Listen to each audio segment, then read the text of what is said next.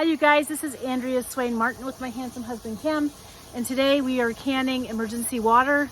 You just never know if you're going to have a natural disaster roll through, like those poor folks in Tennessee. Our hearts and minds are with them right now, especially with all the flooding they've got going on and whoever else was affected by the hurricane. But so every year I do put away water. And the reason why I do that is not only can you use it to drink, but you can also use it medicinally, especially if you have a wound. You can clean out wounds and those kinds of things with sterilized water. So let me show you what this looks like. Whoop. You see? So it's just, you want to hold up a quart for me, dude? It's as easy as all this. You just take your quart jars, you fill them with your water, let them stand for about a half an hour. You put your lids and rings on them and throw them in a canner.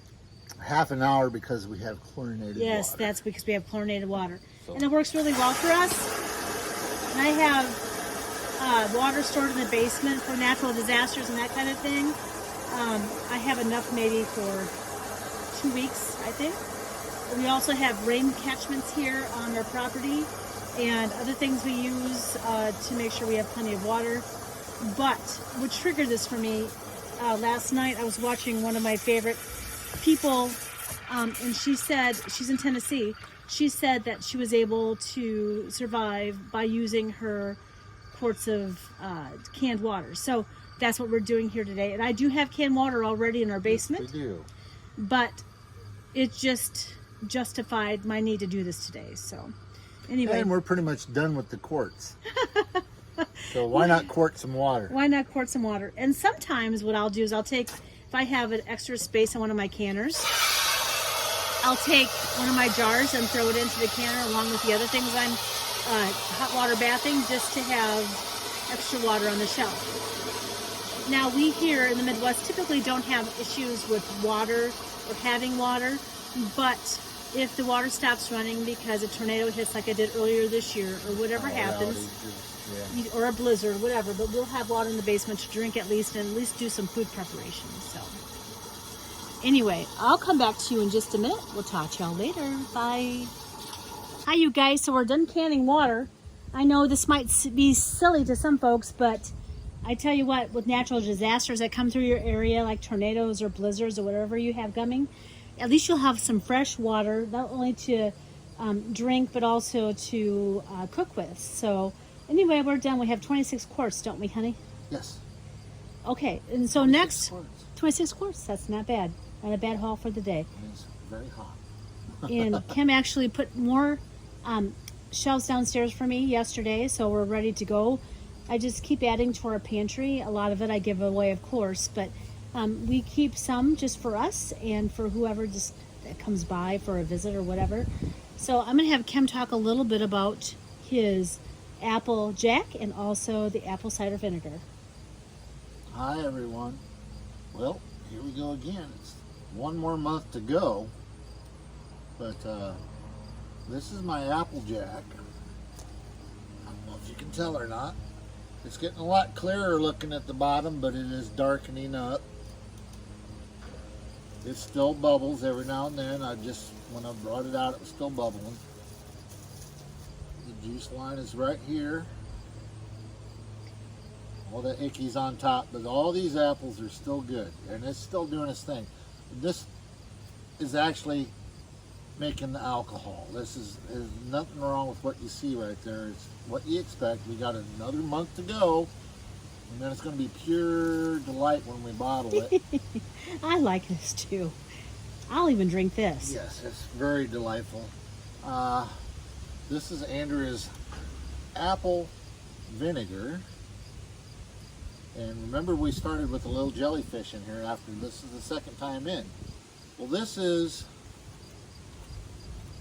grown mother. Little mother right here. I'm so excited about that. That looks so good. I'm very excited about that. This is starting to clear up and darken, as you notice. It'll look more like apple vinegar when it's all done.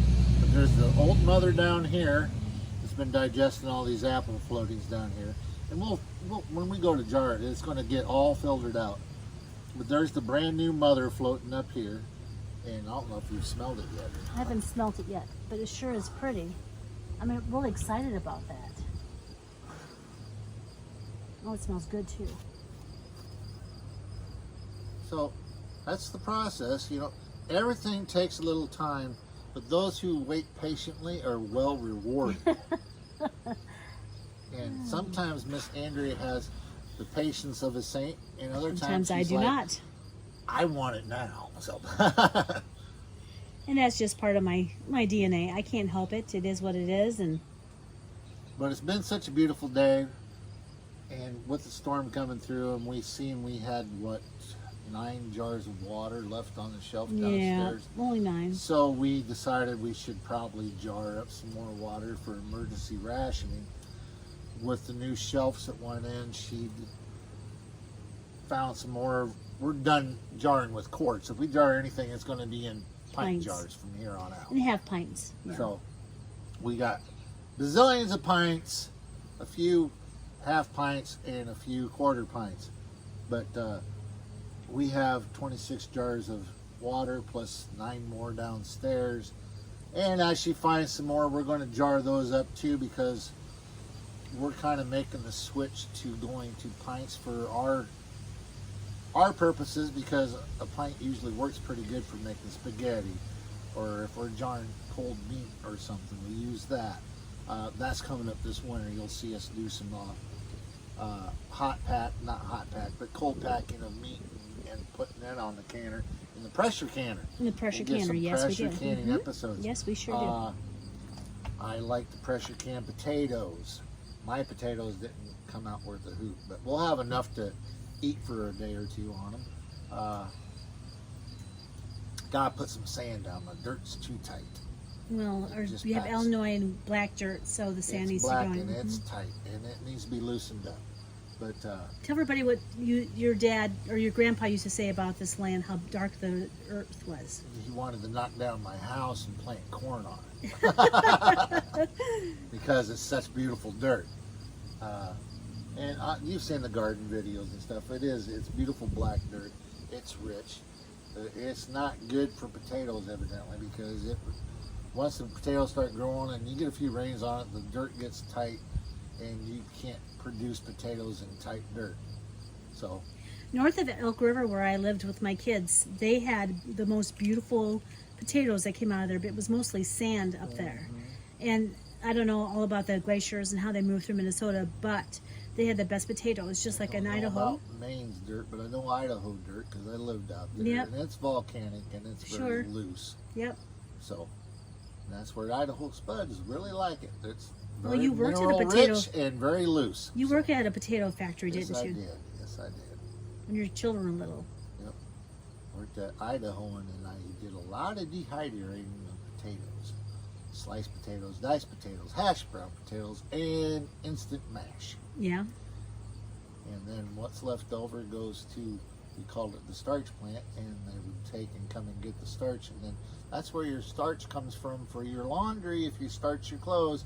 Oh, really? I didn't From know the that. potatoes, yes. That's where it comes from. Well, this is Andrea Swain Martin. We're really enjoying our Sunday. We just wanted to give you an update on the Applejack and the Yep. apple cider One more vinegar. month to go here. And we did this just because we were so concerned. The hurricane hit the south really badly in Tennessee. We got awful flooding, and one of the people that I follow on Facebook, I think it is, she reminded me about canning water, which we've done before in the past. I will take a jar and throw it into. That's why we have 9 left. Yep, take a jar and throw it into the canner when I'm canning whatever I'm canning. And today it was very purposeful because it gave me a good reminder that in case of an emergency, regardless of what that is, we have water on hand. And we'll take these to the camper in the wintertime because we have to have water to drink. Yep. It's just good, clean water. I like a cup of coffee in the morning. And we'll take just regular town water that hasn't been filtered, hasn't been canned or anything. It's just jugged water, and we'll operate our potty and wash our faces and stuff with just regular water then. So Now, mind you, we don't stay out there a long time in the winter, but it reminds me of my time in Minnesota on the lakes, ice fishing huts, and we didn't have flushing water there either, so we just take jug water out there It doesn't have to be specific, but this is specifically for cooking and drinking, not for bathing, by all means. Nope. This is keep you hydrated. Yep. So, anyway, this is Andrea Swain Martin. I hope you're doing really well on this Sunday. It's beautiful here. The skies are so blue. The hurricane pushed all of the nasty out of the air. The pollen's even low today. I don't feel miserable, and it's just a really good day. So we'll talk to y'all soon. See y'all. See ya. Bye.